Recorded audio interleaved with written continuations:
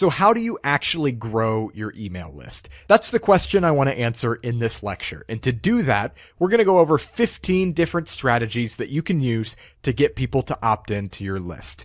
Ready? One of the best ways to get email signups is with what's called a feature box, which is a big area above the content of your website, usually on the homepage, that tells people exactly what your website is about with a strong call to action encouraging them to sign up for your email list. It's really powerful when somebody lands on your homepage because they instantly know what you're all about, and they know exactly what to do next if they think you can bring them value.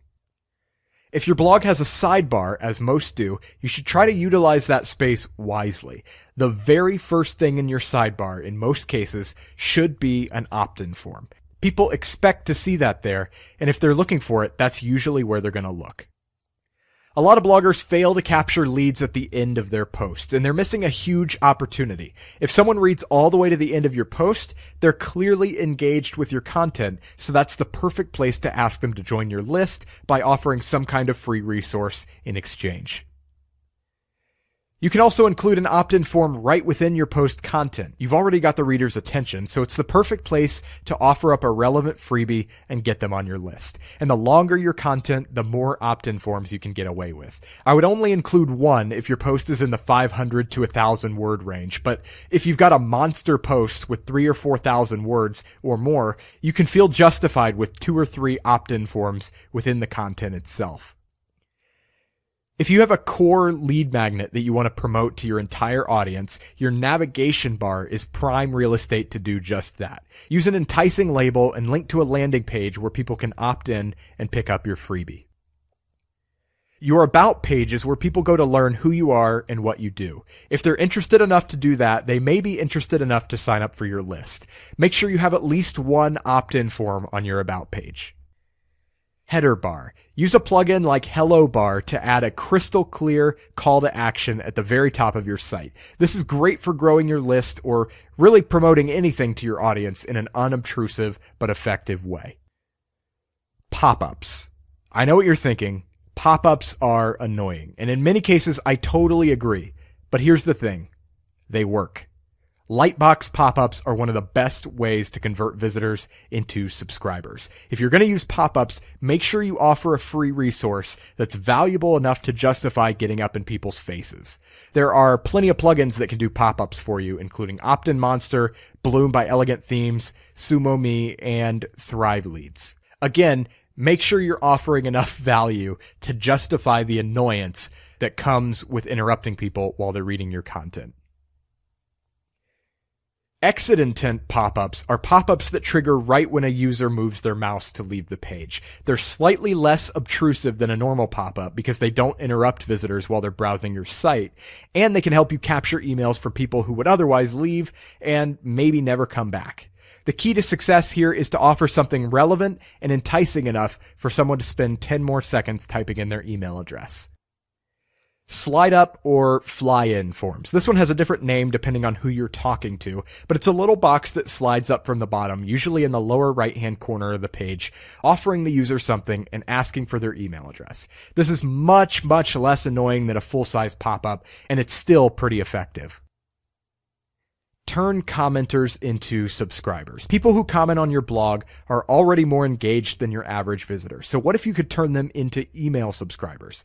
There are a couple ways to do this. One way is to use the free comment redirect plugin, which automatically redirects first-time commenters to a page of your choice. And on that page, you can thank them and offer them one of your freebies if they opt into your list.